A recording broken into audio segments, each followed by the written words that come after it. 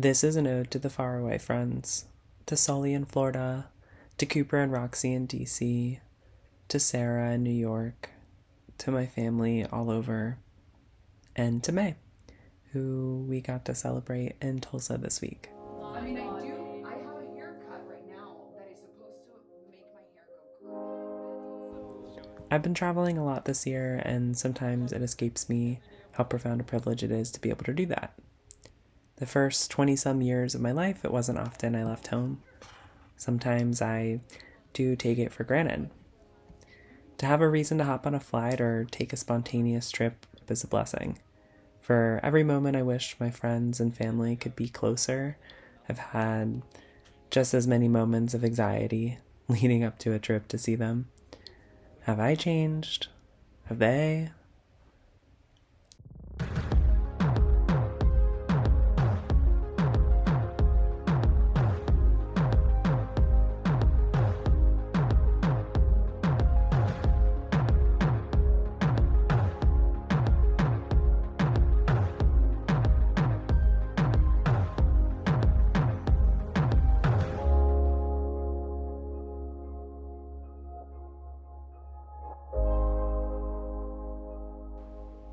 I think the answer to that is no. Every trip, I find moments of gratitude, and often in unexpected ways.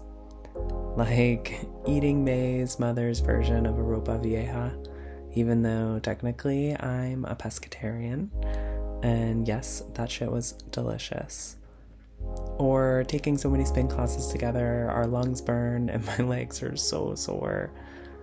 Or filming conversations with Nat from atop our suitcases in the baggage claim in Tulsa International Airport for the content.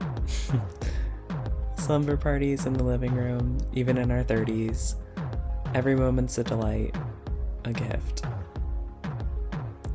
After one of these magical trips, the flight back is always the worst, isn't it? Because it feels like just as you've arrived, you have to leave again. And you long for more time together, and yet you dream of your own bedsheets. And on the last leg of my flight back from Tulsa, I was struck by a new acquaintance in the middle seat of row 32. Dallas to Austin is a very short flight, so it was a surprise we chatted at all. We didn't even exchange names, but the woman next to me was a mother. She was the cavalry headed to Texas to save her son, who, at 22 years old, was in the Army, newly married to another service member who recently deployed, and with a newborn.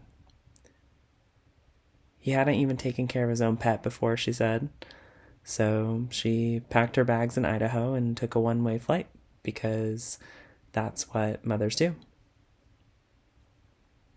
And I told her about my trip to Tulsa to celebrate May's 30th birthday, and how Austin had been home for at least 3 years for me, and DC before that. And though she was leaving her home and I was heading back to mine, we shared a tender moment about the people we love and the distance we'll fly to be with them. Odds are we'll never meet again, but I'll think of her, and the love she has for her people, and just how indistinguishable it is from the love that I have for my own.